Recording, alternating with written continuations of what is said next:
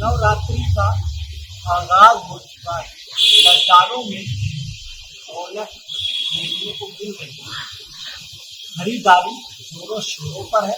व्यापारी व्यापार कर रहे हैं और बाजारों में हलचल। जी हाँ, नवरात्रि का पहला दिन है। इस पर जो है क्या क्या खास होता है, उस बार नवरात्रि पर क्या खास है, ऐसे में हम सोचे बाबा बागेश्वर धाम के मुख्य पुजारी हमारे साथ मौजूद है। सीधा उनसे जानेंगे कि इस बार की विशेषताएं क्या है, उसकी मान्यताएं क्या है। सबसे पहले तो आपका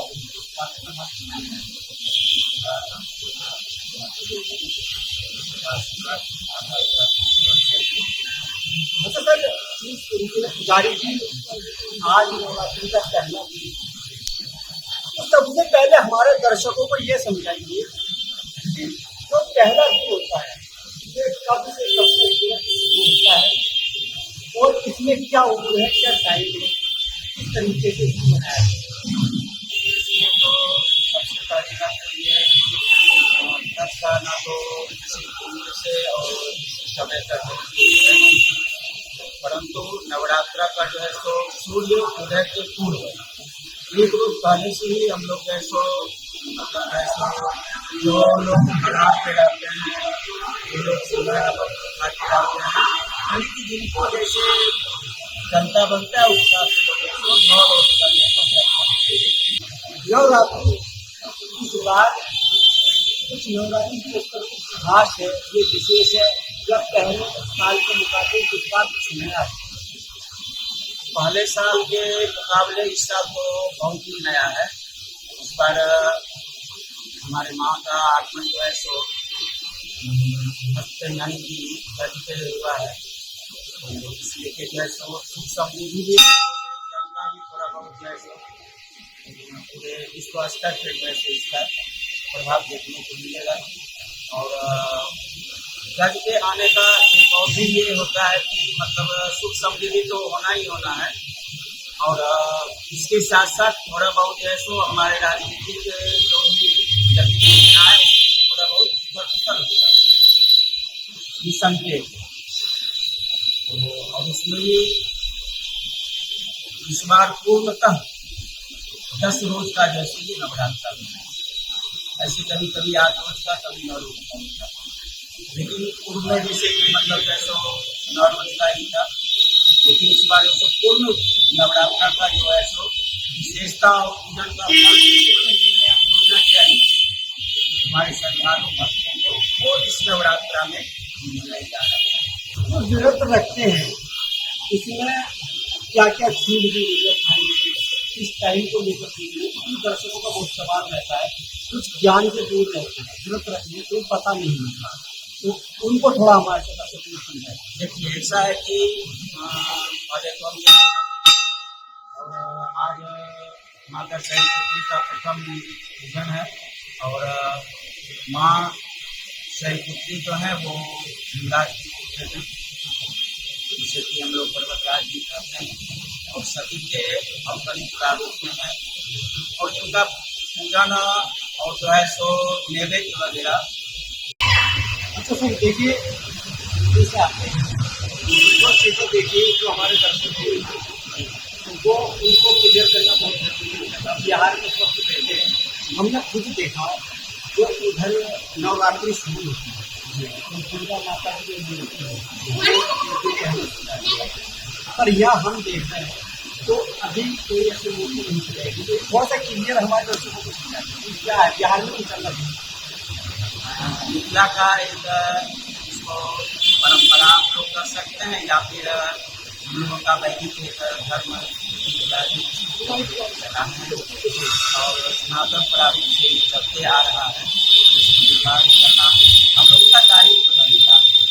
तो इसके प्रथम शैलपुत्री, तो प्रथम शैलपुत्री एक पुत्री के प्रारूप से जो है सो हम उसमें जीवात्मा प्रारूप में प्राण डालते हैं, प्रथम पूजन के प्रारूप से मूर्ति में। दूसरे दिन ब्रह्मचारिणी के प्रारूप से प्राण डालते हैं। तीसरे दिन चंद्र घंटा प्रारूप से,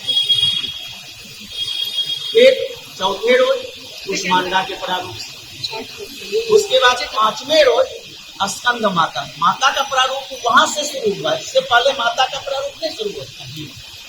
इससे पहले एक पारिवारिक जीवन में जाएंगे तो बेटी कह सकते हैं उसको, बहन कह सकते हैं, लेकिन वही जब आगे जब चल के जैसे वो पत्नी यानी कि माता के प्रारूप में फिर परिवर्तित होगी।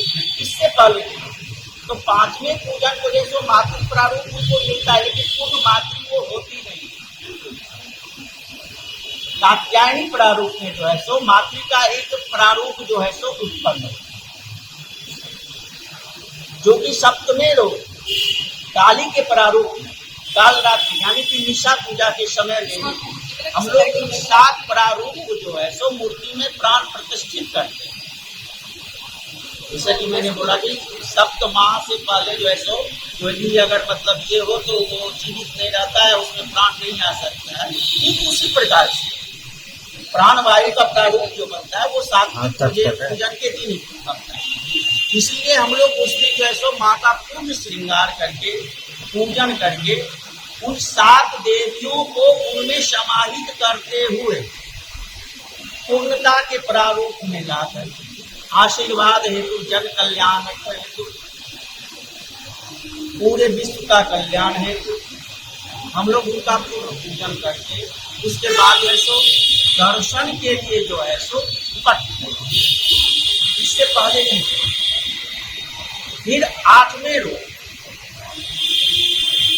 रोज जो है सो गौरी माँ का जो है सो पूजन होता है, लेकिन गौरी माँ का अर्थ हो गया पूर्ण, तो उस दिन हम लोग जो है सो उपवास, अष्टमी व्रत जो है सो गौरी माँ के प्रारूप से ही अष्टमी व्रत करते हैं। इसमें 2 बातें, कुछ लोग निर्जला करते हैं यानी कि जल भी नहीं पीते, कुछ लोग जल पीते हैं परंतु फल नहीं।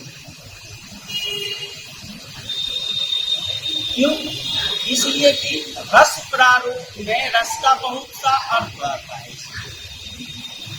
हमें कुछ लेना है माँ से तो पुत्रवत बन के ही लेना, और पुत्रवत कोई भी इंसान तब हो सकता है जब उसके अंदर क्षुधा जो है सो व्याप्त हो, तो अन्यथा नहीं हो सकता। पंडित जी, 2 लोग, वो एक मेरा सवाल है क्योंकि बहुत लोग कंफ्यूज होते हैं, हम चाहते हैं कि कुछ गलत ना हो जाए, जाने नहीं जाते।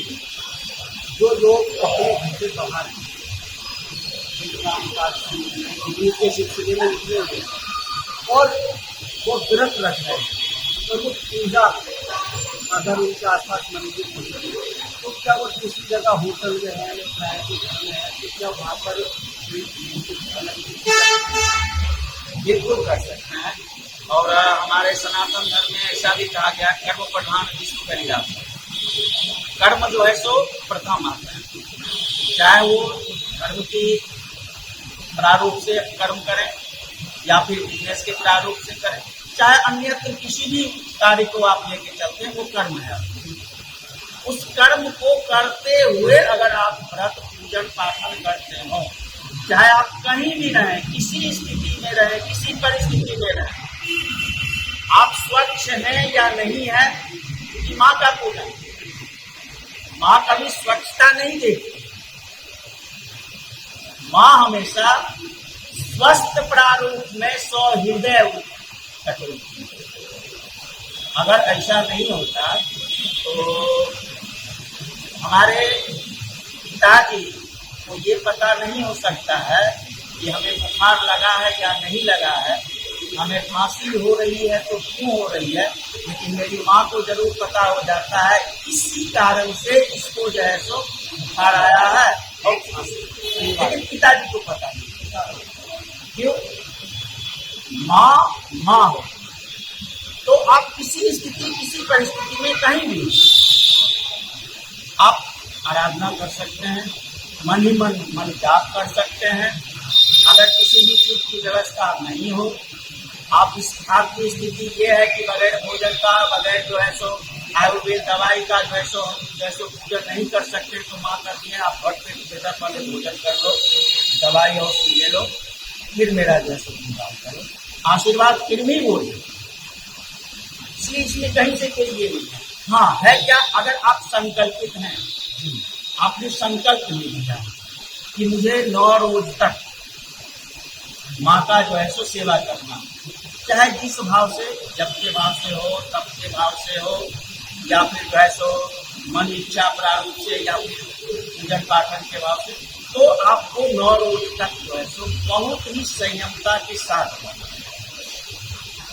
अगर आप मनोनीत अगर आपने संकल्प लिया है तो आप जैसे भी हो, जहाँ भी हो, आप पूजन कर सकते हो। आपको फल उतना ही मिलेगा जितना अगर संकल्प करके किसी फल उतना ही मिलेगा।